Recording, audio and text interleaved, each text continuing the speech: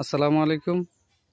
জমি বাজার চ্যানেল পক্ষ থেকে সবাইকে শুভেচ্ছা। এই যে সামনের রাস্তাটা দেখতেছেন, এটা বিনোদপুর বাজার দিয়ে গেছে, আর এখানে যেটা গেছে এই রাস্তাটা গেছে দত্তের হাট বাজারে।